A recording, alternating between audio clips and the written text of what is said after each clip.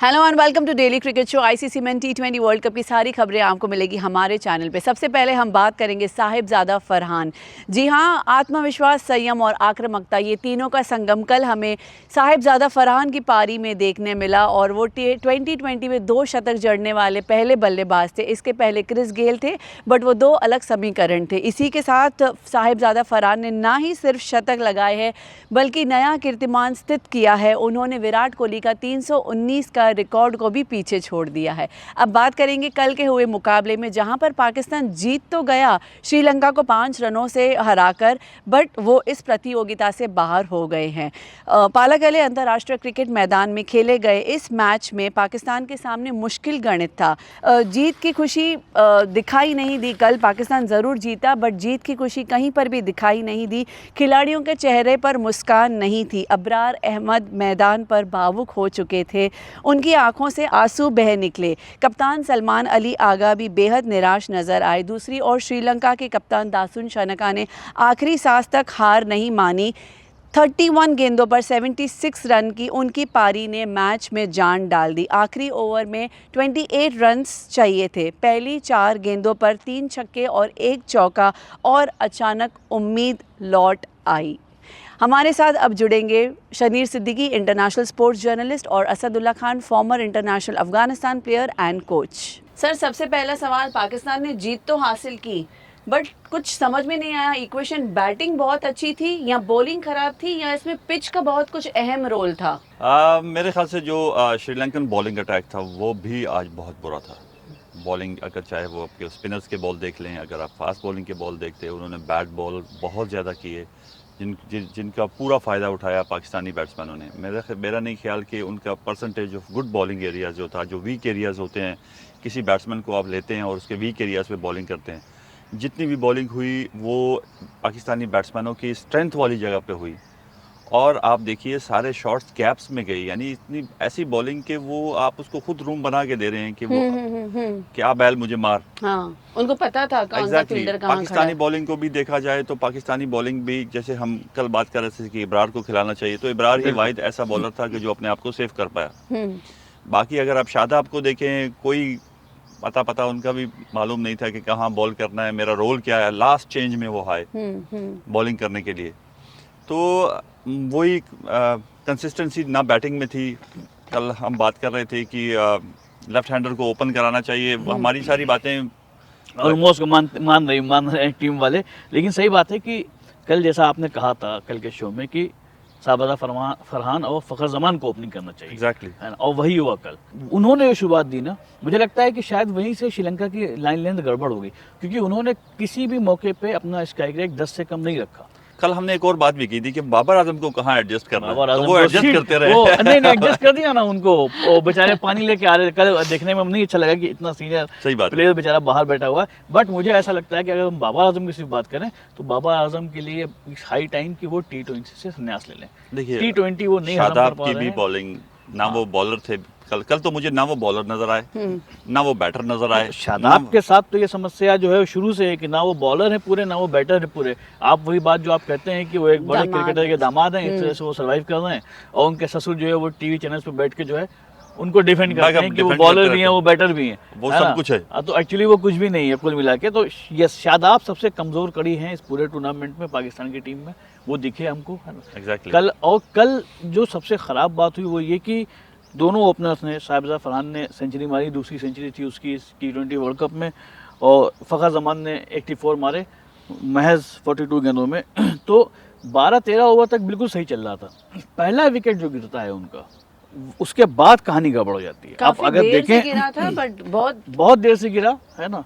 उनके जब 200 पूरा हुआ तो उनके जो है महज 2 विकेट गिरे हुए थे टीम का, और ओवरऑल टीम मुझे ऐसा लगता है कि बहुत बड़ा स्कोर कर सकती है। लेकिन हुआ क्या, फ़खर जमान आउट होते हैं, ख्वाजा नाफे आते हैं, कल टीम में लाए गए थे, अच्छे बैट्समैन हैं, उन्होंने क्या किया, 2 रन बनाया।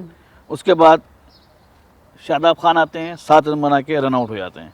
फिर नवाज़ आते हैं, 0 पे आउट हो जाते हैं, कैच जगह चले जाते हैं। कप्तान सलमान अली आगा, तो आगा साहब भी जो है वो उन्होंने ये कहा कि जब नवाज़ 0 पे गया तो मैं 1 रन क्यों बना, वो भी 0 पे आउट हो जाते हैं। जो उस्मान खान आते हैं वो 8 रन बनाते हैं, शाहीन शाह अफरीदी ने 4 रन बनाए। तो कुल मिला के अगर आप देखिए कि जो टोटल स्कोर था पाकिस्तान का 212, उसमें से 184 सिर्फ 2 बैट्समैन ने बनाए। देखिए मेरे ख्याल में यहाँ पे भी फेवर किया गया, शादाब को ऊपर भेजा, उस्मान खान को नहीं भेजा गया। नहीं भेजा गया, हाँ, शादाब को देखिए, ऊपर भेजा गया। मेरे ख्याल से ये एक्स क्रिकेटरों के जो टीवी पे बैठता है ना, उनके मुंह बंद रखने के लिए, उनको अपने फेवर में करने के लिए, तो टीम को भी ऐसे ही करना पड़ता है, उनको संभाल के रखना पड़ता है कि यार वो कुछ अगेंस्ट ना बोल दें, वो कुछ अगेंस्ट ना बोल दें, वो ये ना कर दे, वो ये ना कर दे, क्योंकि वहाँ पे भी एक पावर है। एक्स क्रिकेटर्स पाकिस्तान में एक बड़ी लॉबी है। एक बड़ी लॉबी है, एक बड़े जनरल्स हैं, हाँ। एक बड़े जनरल्स हैं, वो वहाँ पर बैठे हुए हैं, वो पूरी क्रिकेट को उल्टा पुल्टा कर रहे हैं, स्पेशली शाहिद अफरीदी। और देखिए इन सब का लिंक बड़ा स्ट्रॉन्ग है पाकिस्तान टीम में, अभी भी ये डिक्टेट करते हैं तो वो चलते हैं। तो ये बड़ा अहम बात कही आपने कि वो जनरल की तरह बिहेव करते हैं, और उसकी वजह से हम देखते हैं कि जो है 2 दामाद, एक भतीजा वो पाकिस्तान की टीम में खेल रहा है। तो this is not fair. End of the day cricket का यही हश्र होगा जो हुआ, क्योंकि अगर क्रिकेट को खिलाड़ी नहीं चलाएंगे और खेल की तरह नहीं चलाएंगे, एग्जैक्टली पॉलिटिक्स की तरह चलाएंगे, तो यही होने वाला है। देखिए पॉलिटिक्स टॉप पे हैं, हाँ, वो क्रिकेट को चला रहे हैं, इसलिए नीचे क्रिकेट जो पॉलिटिक्स है हाँ। ऑटोमेटिकली पॉलिटिक्स नीचे आएगी। हाँ। कुछ पॉलिटिशियंस जो एज अ क्रिकेटर्स के रूप में टीवीज पे बैठे हुए हैं, वो अपनी पॉलिटिक्स कर रहे हैं, वो अपने पैसे बना रहे हैं, अपने लोगों को इन कर रहे हैं। तो ऐसा मुझे लगता है कि इनकी कंट्री को ज़्यादा मैच एसोसिएट से खेलने चाहिए, जहाँ इनको विनिंग्स मिले, जहाँ इनको आराम मिले। नहीं बिल्कुल। और सबसे बड़ी बात कि आपका जो पूरी टीम का स्कोर था महज 24-28 रन के अंदर 8 विकेट गिर गए आपके, ये बड़ा अजीब रहा, क्योंकि आखिरी के 4 ओवर में जाके पास 6 विकेट हाथ में है, तो होता क्या, हम उम्मीद करते हैं कि आप 50 प्लस बनाओगे, आपने बनाया महज 30-34 रन। तो ये एक जो पैनिक आ गया ना पाकिस्तान के बैट्समैन में, मुझे समझ में नहीं आया कि ये प्रॉब्लम कहाँ से स्टार्ट हो गई कि ठीक है 1 डाउन का प्लेयर आउट हो गया, 2 डाउन, 3 डाउन, 4 डाउन, सब 2-2, 3-3, 0-0 बना के चले जा रहे हैं। मतलब आपने टेलेंडर को भेजना शुरू कर और दिया। टेलेंडर को फिर आपके पास ऑप्शन क्या बचता है? आप घंटों बैटिंग तो बैट्समैन करते हैं, हाँ, टेलेंडर तो मुश्किल से कोई 20 बॉल खेलते हैं प्रैक्टिस सेशन में, 30 बॉल खेलते हैं, ना तो उनको ये पता होता है कि हमें प्रैक्टिस किस पे करनी है। आपने उनको उठा के ऊपर फेंक दिया, यानी कोई ट्रस्ट लेवल ही नहीं है, अपने आप पे भी नहीं है। तो यहाँ पे पाकिस्तान को देखिए ऑनरशिप लेनी पड़ेगी बैटर्स को। उस्मान खान को आपने फिर क्यों रखा हुआ है? हाँ, अगर आपको नीचे भेजना पहले है आप उसको तो हाँ। पहले आप फखर के साथ ये काम करते रहे हैं, हाँ। उससे पहले आप बाबर आजम के साथ ये काम करते हैं, फ्लॉप किया। यानी आप जानबूझ के किसी प्लेयर को फ्लॉप करते हैं, जानबूझ के किसी प्लेयर को ऊपर लाने की कोशिश करते हैं, वो भी नहीं आ पा रहे। सर ऐसे तो पाकिस्तान का क्रिकेट पूरा डाउनफॉल पे की तरफ बढ़ते जा रहा है, पाकिस्तान का पॉलिटिक्स पूरा खराब कर रहा है। अगर आप पॉलिटिशियन को चेयरमैन बनाएंगे, वो इंटीरियर मिनिस्टर हैं, वो बयान पे बयान दागे जा रहे हैं। अब अगर आप उनके कल के बयान भी देखें, वो अफगानिस्तान के अगेंस्ट बयान दे रहे हैं, वो बोर्ड के चेयरमैन हैं, उनको ये भी सोचना चाहिए, या तो उससे छोड़ दो, अब या तो आप इंटीरियर मिनिस्ट्री की जिम्मेदारी संभाल लो, एग्जैक्टली, या क्रिकेट बोर्ड की जिम्मेदारी संभाल लो। अब अगर क्रिकेट बोर्ड का चेयरमैन कोई ऐसे फैसले देगा, तो ऑटोमेटिकली अगर अफगानिस्तान के चेयरमैन ने भी कोई ऐसा फैसला दे दिया, तो प्रॉब्लम कहाँ होगी क्रिकेट को? और वो दिख रहा है। और सबसे बड़ी बात कि सिर्फ पाकिस्तान का ही नहीं, हमको श्रीलंका ने बड़ा डिसअपॉइंट किया सुपर 8 में आने के बाद। कल श्रीलंका जिस तरह से खेला, नॉट ओनली बॉलिंग, जिस तरह से उन्होंने कैच छोड़े, रिव्यू नहीं लिया, मतलब मुझे समझ में नहीं आया था उस टाइम कप्तान कर क्या रहा था, रिव्यू नहीं लिया, कोई रिटेलिएशन नहीं दिखाया पूरे ग्राउंड में कहीं भी। बॉलिंग भी ऐसी थी, बॉलिंग भी ऐसी उनकी थी, कभी फुल टॉस फेंक रहे हैं, हाँ, कभी इतने फुल टॉस फेंक रहे हैं, कैच छोड़ रहे हैं, आप विड्थ दे रहे हैं, इतनी विड्थ दे रहे हैं, जैसे आपको मजा ही नहीं आ रहा। मतलब शायद श्रीलंका को ये हो गया था कि यार हमको सिर्फ खेलना है, एग्जैक्टली, मतलब क्योंकि वैसे भी वो फॉर्मेलिटी पूरी कर दो। श्रीलंका के लिए तो मैच फॉर्मेलिटी था, जब वो Exactly, जीता वो मेरे चाहे ख्याल से हारता, हाँ। वाकई फॉर्मेलिटी पूरी कर रहे थे। हाँ, और बैटिंग के साथ भी यही हुआ, जब वो बैटिंग करने आए बड़ा स्कोर था गिरने के लिए, और एक टारगेट था पाकिस्तान के पास कि उनको जल्दी आउट करना है, लेकिन हाँ उन्होंने वो 147 जो है क्रॉस कर लिया, पाकिस्तान को बाहर कर दिया, और वहां तक श्रीलंका के अंदर कोई झील दिखी नहीं जीतने की। एग्जैक्टली, वो तो जब लास्ट में उनका कप्तान आया ना शनाका, वहां से हमको दिखा कि वो जीतने के लिए बैटिंग कर रहा है, और उसने क्या उन्होंने जो डेथ ओवर्स में स्कोर किए, गजब स्कोर किया। एग्जैक्टली, लास्ट शनाका बॉलिंग में भी ठीक कर रहे थे, बेहतर कर रहे थे, मेहनत कर रहे थे, ग्राउंड में वही एक आदमी था जो नजर आ रहा था कि वो मेहनत कर रहा है। एक प्लेयर था जो अगर आप फील्डिंग में भी देखें, ग्राउंड में नजर आ रहा था कि मेहनत कर रहा है।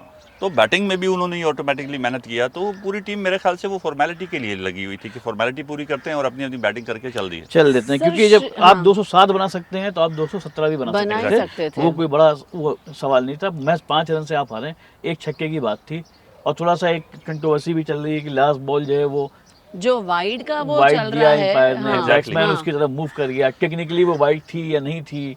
देखिए, मैं कहता हूँ कि अंपायर से गलती होती है, अंपायर भी एक इंसान है, गलती हो जाती है उनसे भी, तो ये कोई बड़ा वो नहीं है। लेकिन अगर आप टोटल मैच देखेंगे तो वो श्रीलंका को डेफिनेटली वो ऐसा फील हो रहा था कि वो फॉर्मेलिटी पूरी कर रहे हैं और जा रहे हैं। पाकिस्तानी बैटिंग लाइनअप में सिर्फ वही दो थे, जैसे हम बात कर रहे थे कि टॉप 2-3 प्लेयर हैं, अगर उन्होंने कुछ किया तो पाकिस्तान का स्कोर लंबा हो जाएगा, और उन्होंने ही किया। उन्होंने ही किया बस। उन्होंने ही किया। जैसे हमने प्रेडिक्शंस दी, अगर आप हमारे सारे प्रोग्राम्स देखें, हमारी 90% 85% प्रेडिक्शंस वो सारी सही साबित हुई। हुई। हाँ, जैसे हाँ। आप अभिषेक को देख हाँ। लीजिए, जैसे आप दूसरी टीम्स को देख लीजिए, पाकिस्तान पे हमने जो प्रेडिक्शंस किए, तो प्रेडिक्शंस अच्छी थी हमारी। अभी आगे भी करनी है Predictions prediction, हाँ। जबरदस्त थी। लेकिन अभी यहाँ से एक चीज तय हो गई हाँ। कि इस हार और जीत के बाद दोनों टीमें बाहर हो गई। Absolutely. न्यूजीलैंड और इंग्लैंड इस ग्रुप से क्वालिफाई करेगा, हाँ जी। साउथ अफ्रीका क्वालिफाई करेगा, हाँ। कोई एशियन कंट्री, अभी इंडिया आज खेलेगा, हाँ। वही आखिरी उम्मीद है। तो इन दो कंट्रीज की बात करें, पाकिस्तान और श्रीलंका, अब यहाँ से वो क्या सोचेंगे, क्या बोर्ड सोचेगा, क्या बदलाव हम देख सकते हैं? देखिए, सिर्फ पाकिस्तान और श्रीलंका ही नहीं, काफ़ी boards after the world cup, क्योंकि वर्ल्ड कप के लिए एक मजबूत रोल बनाए जाते हैं, एक टीम्स बनाई जाती हैं, 30 और 40 प्लेयर्स के एक बैच लिया जाता है कि इसमें से हम लोग इस पूरे साल वर्ल्ड कप तक जाएंगे और इनमें से प्लेयर थोड़े से आगे पीछे करेंगे। तो काफ़ी सारे कैप्टन्स बीच में से हटेंगे, काफ़ी सारे प्लेयर्स चेंज होंगे, काफ़ी रोल चेंज होंगे। मुझे लगता है जहाँ पे पाकिस्तान का बहुत ज़्यादा चेंज आने वाला है और करना मुझे भी ऐसा लगता चाहिए। है कि शायद सलमान अली आगा को बली का अफगानिस्तान बकरा में बनाया जाएगा। अफगानिस्तान में एक बड़ा चेंज आएगा, श्रीलंका में आएगा, बांग्लादेश जो खेला ही नहीं है लेकिन देख तो रहा है, लेकिन उनसे वो काफ़ी कुछ सीखेगा। नेक्स्ट टाइम उनके बैड डिसीजन जो है वो चेंज लाएंगे, उनको मेंटली चेंज करना पड़ेगा अपने आप को कि आइंदा हमने ऐसे डिसीजन नहीं करने। और एसोसिएट कंट्रीज़ हैं, एसोसिएट कंट्रीज़ ने काफ़ी ने अच्छा खेला, क्योंकि एसोसिएट कंट्रीज़ में आपके पास कम प्लेयर्स होते हैं, खासकर यूएसए ने बहुत सरप्राइज कम किया। प्लेयर्स होते हैं। यूएसए ने सरप्राइज किया, कुछ प्लेयर्स अच्छे थे, तो दोबारा इनको रिस्ट्रक्चर करना पड़ेगा अपने आप को, काफ़ी टीमों को डेवलप करना पड़ेगा और नेक्स्ट वर्ल्ड कप के लिए कि और स्ट्रांगली आएँ। तो ये है, लेकिन ऑलरेडी सनत जयसूर्या जो कोच जी, थे, हेड कोच थे जी। श्रीलंका टीम के, उन्होंने फैसला कर लिया है कि वो Resignation टीम डाला, छोड़ रहे हैं। पाकिस्तान अब देखना होगा कि बोर्ड सलमान अली आगा को आगे कैरी करता है कि नहीं करता कोच है। को भी देखिए, और कोच का तो अफगानिस्तान के भी contract देखिए वैसे खत्म हो हाँ। गया, अफगानिस्तान ने भी खत्म किया, Contract खत्म हुआ, कॉन्ट्रैक्ट हाँ। खत्म किया, बहुत सारे कोचेस भी वहाँ पे जाएंगे। भी कप्तान को बदलने की बात चल रही है। Exactly, वो पाकिस्तान भी- में भी हाँ, तकरीबन कोच और हो ही कप्तान गई है। हो ही गई है, हाँ। तकरीबन हो ही गई है, काफ़ी सारी चेंजिंग होगी। पाकिस्तान के भी कोच, श्रीलंका के भी कोच के प्लेयर्स भी कुछ जाएंगे। देखिए, ये सिर्फ और सिर्फ ये कोच पर नहीं होता है, पूरा थिंक टैंक चेंज होना चाहिए। पूरा जो सिस्टम है उसको उस पर दोबारा रिव्यू करना चाहिए कि सिस्टम में प्रॉब्लम थी या कोचेस में प्रॉब्लम थी, कहाँ पे प्रॉब्लम थी। अगर आप पूरे सिस्टम को रिव्यू नहीं करते हैं, पूरा सिस्टम को ठीक नहीं करते हैं, तो आपके आने वाले वर्ल्ड कप भी यही होगा। यही होने वाला है, तो ये बहुत अहम होगा। अब बात कर लेते हैं हम जो इकलौती एशियन कंट्री टीम इंडिया जो सेमीफाइनल में जा सकती है, उसके लिए उसको आज जीतना, आज मुकाबला है वेस्ट बहुत इंडीज के जरूरी है, साथ। हाँ। जी, आपकी गट फीलिंग क्या कहती है? इंडिया जैसे हम बोलते आए हैं, प्लेइंग 11 सेम ही रहना चाहिए, और जैसे कोच साहब ने कहा है, जैसे हमारी प्रेडिक्शंस भी सब सही रही है, कुलदीप यादव को आज आना चाहिए। देखिए, बिल्कुल ज़रूरत है जी। Kuldeep Yadav as a role एक प्ले कर सकते हैं, कि बड़ा रोल प्ले कर सकते हैं, कि जो आपके मिडल बैट्समैन हैं, मिडल ओवर्स हैं, उनके लिए वो हेडेक बन सकते हैं। और ये इंडिया को चाहिए, अगर मिडल ओवर्स फिर से ख़राब हुए तो फिर भी कुछ हो सकता है, क्योंकि वेस्ट इंडीज़ के ऐसे प्लेयर्स हैं, अगर ये स्कोर करने पे आ जाएं तो वो किसी भी टीम के अगेंस्ट वो बड़ा स्कोर खड़ा कर सकते हैं, पहाड़ खड़ा कर सकते हैं। लेकिन अगर उनको कंट्रोल कर लिया जाए तो वो फिर ऐसी टीम भी है कि 80 पे ही ख़त्म हो जाए, 90 पे ही ख़त्म हो जाए। तो यहाँ पे इंडिया को बैटिंग ऑर्डर बहुत अच्छा है। Sir, sorry to cut you, toss क्या लगता है आपको, किसको जीतेगा जो भी, क्या चुनना चाहिए उन्हें? देखिए, इंडिया के लिए तो टॉस कोई माने नहीं है, कोई ऐसा नहीं है कि वो, उन्होंने साबित किया कि हमने हाँ। पहले बैटिंग किया तो हाँ। 200 से ऊपर कर दिया, सेकंड बैटिंग किया तो हमने कर दिया। तो इंडिया के लिए कोई प्रॉब्लम नहीं है। लेकिन वेस्ट इंडीज़ की टीम को अगर देखेंगे तो वेस्ट इंडीज़ टीम वो बैटिंग पे ज़्यादा रिलाई करती है, बड़ा स्कोर उनको चाहिए। तो बड़ा स्कोर करने के लिए उनको प्रेशर डालना होगा इंडिया पर पहले बैटिंग करके, तो यही उनके बेनिफिट में आ सकता है, क्योंकि दूसरी बॉलिंग में इंडियन टीम की बॉलिंग भी बड़ा स्ट्रेंथ है, वो उनको रोक सकती है। तो वेस्ट इंडीज़ मेरे ख्याल से कोशिश करेगा, फर्स्ट बैट करेगा और बड़ा स्कोर करने की कोशिश करेगा, जिसकी वजह से इंडिया पे प्रेशर डाला जाए। अगर प्रेशर नहीं डाल पाता तो इंडियन टीम वेरी स्ट्रॉन्ग। तो ये बहुत अहम है यहाँ पे कि वेस्ट इंडीज बड़ा स्कोर करे, लेकिन अब बड़े स्कोर से वेस्ट इंडीज को रोका कैसे जाए, ये बहुत बड़ा सवाल हो जाता है। देखिए, सबसे इम्पोर्टेंट तो वेस्ट इंडीज को 180 करना ही है, कम से कम। हाँ 170 180 करना ही है, क्योंकि वो यही माइंडसेट लेके जाएंगे कि हमारे पास 170 और 180 तक टोटल होना चाहिए। उससे ऊपर जाएगा तो वो अलग बात है, लेकिन 170 180 टोटल उनको करना ही है, और पहले बैटिंग करके जब भी इंडिया पर प्रेशर आएगा। क्योंकि अगर हमने साउथ अफ्रीका का मैच भी देखिए वर्सेस इंडिया, लास्ट ओवर में वो 20 रन जो बने, हाँ। वो प्रेशर का सबब बने इंडिया पर, जिसकी वजह से टीम इंडिया कोलैप्स कर गई थी। थोड़ी सी। आपका शॉर्ट सिलेक्शन में, डिसीजन मेकिंग में आपका फैसले थोड़े कमज़ोर हो जाते हैं जब टोटल बड़ा होता है। अगर टोटल छोटा होता है तो स्ट्रॉन्ग डिसीजन आते हैं, अच्छे फैसले आते हैं, आपको सोचने का मौका मिलता है, तो ये एक डिफरेंस होगा। तो अब लेकिन अब वही बात है ना कि अगर वेस्ट इंडीज को हमको छोटे स्कोर पर रोकना है, फर्स्ट के लिए वेस्ट इंडीज पहले बैटिंग कर रही है, तो हमारे पास बॉलर कौन है? जसप्रीत बुमराह बहुत अच्छा कर रहे हैं, देखिए टॉप ऑर्डर हर्षदीप बहुत अच्छा कर रहा है, ये हर्षदीप, ये हाँ। दोनों टॉप ऑर्डर, नो डाउट, इनको ये अपनी जगह पे ये अपनी जगह पे बहुत अच्छे हैं। अब सवाल आता है कि हम उनके जो मिडिल ऑर्डर है उसको कैसे रोकेंगे? देखिए, हमारे पास इंडिया के पास जो वाइस कैप्टन है, he is a good bowler, वो वहाँ पे कुछ सपोर्ट कर सकता है, लेकिन डिफरेंट टाइप ऑफ बॉलर वो सिर्फ एक कुलदीप है। सरप्राइज बॉलिंग इंडिया को करनी पड़ेगी, और Exactly, उसके वो लिए हम कुलदीप लोग 2-3 दिन से ये बात कर रहे हैं कि कुलदीप को आज लेके आना होगा, क्योंकि जो मिडिल ऑर्डर में उनके पास आते हैं शाई होप जो उनके कैप्टन है, और हेटमायर है, वो लेफ्ट हेटमायर हैंडर है। पे खास निगाह रखना होगा। देखिए, हाँ वो लेफ्ट हैंडर हैं, और चैनमैन, हाँ, उनका बार वो ज्यादा इफेक्टिव वो होंगे। सबसे कंट्राडिक्टरी कॉम्बिनेशन बनता है। हाँ, एग्जैक्टली। हाँ। और पूरे वर्ल्ड कप में उनको चाइनामैन खेलने को मिला भी नहीं है, हाँ, उनको चाइनामैन खेलने को मिला भी नहीं है। तो अगर इस लिहाज से देखा जाए तो उनको कुलदीप यादव के 4 ओवर्स बहुत अच्छे हो सकते हैं। तो 4 बैट्समैन पे खास निगाह रखनी होगी इंडिया को, उनके ओपनर है होल्डर, वो एक खतरा हो सकते हैं, शाई होप एक खतरा हो सकते हैं, हेटमायर ने साबित किया है कई मैचेस में कि वो एक खतरा और है टीम dangerous इंडिया batsman। के लिए। हाँ, और शेफर्ड, इन चारों ने जो है अभी तक वेस्ट इंडीज की बैटिंग लाइन को काफी मजबूती दी है। Exactly। तो ये 4 टारगेट होगा, जैसा कि कोच साहब कह रहे हैं कि अगर एक लेफ्ट हैंडर को एक चाइनामैन कुलदीप यादव ऐसा बॉलर बॉलिंग करेगा तो वो बैट्समैन फंस सकता है। देखिए, कुलदीप यादव का ये फायदा है कि वो चाइनामैन भी कर सकते हैं, वो गूगली भी बड़ा अच्छा करते हैं। हाँ, देखिए, दोनों तरफ उनका फायदा है। अगर उनके बॉल जगह पे गिरने शुरू हो गए, वो किसी भी बैट्समैन को मुश्किल में डाल सकते हैं, अंडर प्रेशर टीम को कर सकते हैं, और अपनी टीम को जो मिडिल ओवर्स हैं, जो इंपॉर्टेंस ओवर्स हैं, वहाँ पे अगर 1-2 विकेट दे दें अपनी टीम के लिए, और बाकी जो बॉलिंग अटैक है इंडिया का वो बहुत अच्छा है, वो बहुत ही छोटे से छोटे टोटल पे वेस्ट इंडीज को समेट सकता है। तो अब कुलदीप यादव की टीम में आते हैं तो टीम से बाहर कौन जाएगा, ये एक बड़ा सवाल है, क्योंकि ऑलरेडी टीम प्लेइंग 11 प्ले कर रही है, हर आदमी बहुत अच्छा प्ले कर रहा है। तो जो सबसे कमजोर कड़ी हमको आंकड़ों के हिसाब से दिखते हैं, वो दिखते हैं वरुण चक्रवर्ती। ये वही है। बॉलर भी हैं, उनके बदले में कुलदीप को लाया जा सकता है टीम में। Exactly। तो एक बॉलर ही बॉलर को रिप्लेस करेगा, ये अच्छी बात है। और दूसरा कि यही एक रास्ता है। वरुण ने अभी तक कुछ ऐसा वाव परफॉर्मेंस दिया भी नहीं है पूरे टूर्नामेंट में ना। एग्जैक्टली। तो कुलदीप उसका एक रिप्लेसमेंट जो जरूरी है, शायद आज कुलदीप को लाना बहुत जरूरी है। और टीम इंडिया ने पिछले मैच में साबित किया, रिंकू सिंह को बाहर करके, आप वाशिंगटन सुंदर को बाहर करके आपने बैटिंग ऑर्डर पूरा चेंज कर दिया।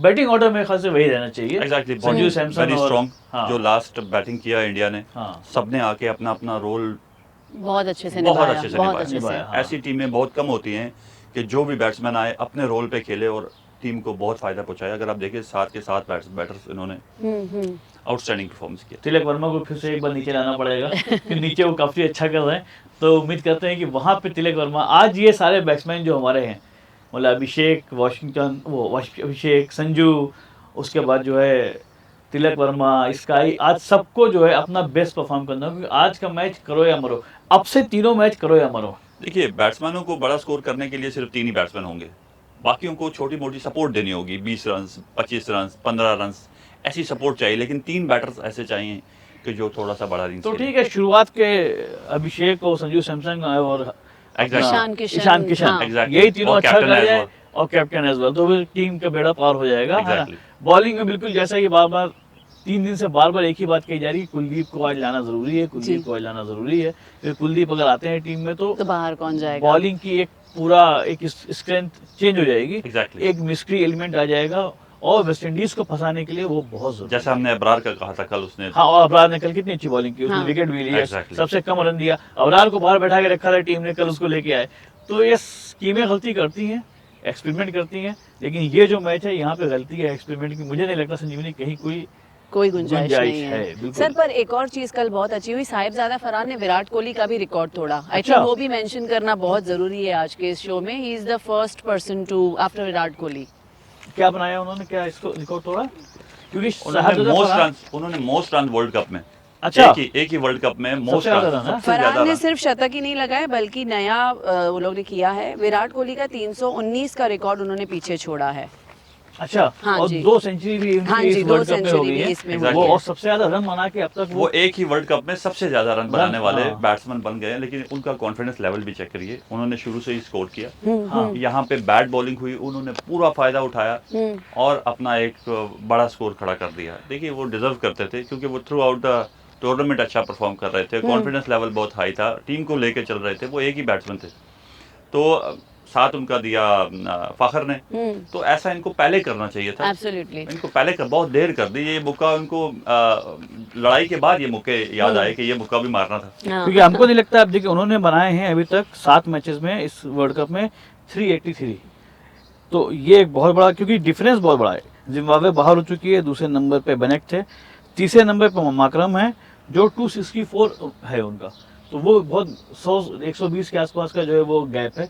तो देखना पड़ेगा कि अब माकरम क्या ये इस वर्ल्ड कप में सबसे ज्यादा रन बना पाते हैं, या साहबजादा फरहान ही वो कैप पहनते हैं जो सबसे ज्यादा रन बनाने वाले रन बैट्समैन बनाने पहनते हैं, देखिए डिजर्व करते हैं, और डिजर्व करते हैं, उन्होंने डिजर्व पूरी करते हैं। टीम- इस पूरे टूर्नामेंट में अगर टीम पाकिस्तान में कोई टेक आउट था तो वो साहबजादा साहिबजादा फरहान था। फरहान था, लेकिन वो जो लेट याद आया मुक्का, हाँ, हाँ, वो पहले याद पहले आ आया। जाना था। और दूसरा उनको एक बॉलर मिलता है, उस्मान तारिक, ठीक ठाक बॉलर है, अगर काम करेगा बोर्ड उसके ऊपर, उनको मौका दिया जाएगा, उनको ट्रेनिंग्स दी जाए, तो शायद वो एक अच्छे बॉलर बन के निकल सकते हैं। देखिए वो बॉलर तभी अच्छी बॉलिंग कर सकता है कि जब बाकी बॉलिंग पार्टनरशिप्स जो हैं वो उसको वहां से support सपोर्ट करें, करें। हाँ। देखिए वो सपोर्ट नहीं करेंगे तो वो चाहे राशिद खान ही क्यों ना हो, हाँ, अगर उसको उसके सारे जो बॉलर्स हैं वो उसको थोड़ा सा माहौल बना के नहीं हाँ, देते हैं हाँ। तो वो डैमेज नहीं करेगा। अब एक बॉलर डैमेज नहीं कर सकता है और अपनी टीम को ऊपर नहीं जा, क्योंकि कॉन्फिडेंस लेवल ओपोजिशन का ज़्यादा हो जाता है। अब जैसे शहनशाह हैं, कोई अच्छी बॉलिंग नहीं कर रहे हैं, हाँ। एक आधे मैच में अच्छी बॉलिंग कर रहे हैं, तो ऑलरेडी पाकिस्तान के पास प्रेशर आ जाता है। उसके बाद शादाब खान साहब हैं, वो भी कोई परफॉर्मेंस नहीं कर रहे हैं, तो प्रेशर कैसे बनेगा? तो आपसे इतना अच्छा बॉलर उस्मान, वो भी अगर परफॉर्म नहीं किया तो वो इसी वजह से नहीं किया कि कोई बॉलिंग पार्टनरशिप नहीं बन रही है। अगर कोई बॉलिंग पार्टनरशिप बन जाती है और प्रेशर क्रिएट हो जाता है तो वो फिर बहुत ज़्यादा डेंजरस हो विकेट निकालना जाएंगे, बहुत आसान है, वो बहुत डेंजरस हो तो जाएंगे। ये ओवरऑल पाकिस्तानी टीम को मुझे लगता है पूरी ओवरहॉलिंग करने की जरूरत है। इस जीत के साथ यूजुअली ऐसा होता है कि हार के बाद टीम की ओवरहॉलिंग की जाती है, यहाँ पाकिस्तान की कल की मैच की जीत के बाद ओवरहॉलिंग की बात हो रही है। बिल्कुल शादाब खान मुझे नहीं लगता कि अब रहना चाहिए टीम में, कम से कम T20 में उनकी कोई जगह नहीं बनती है।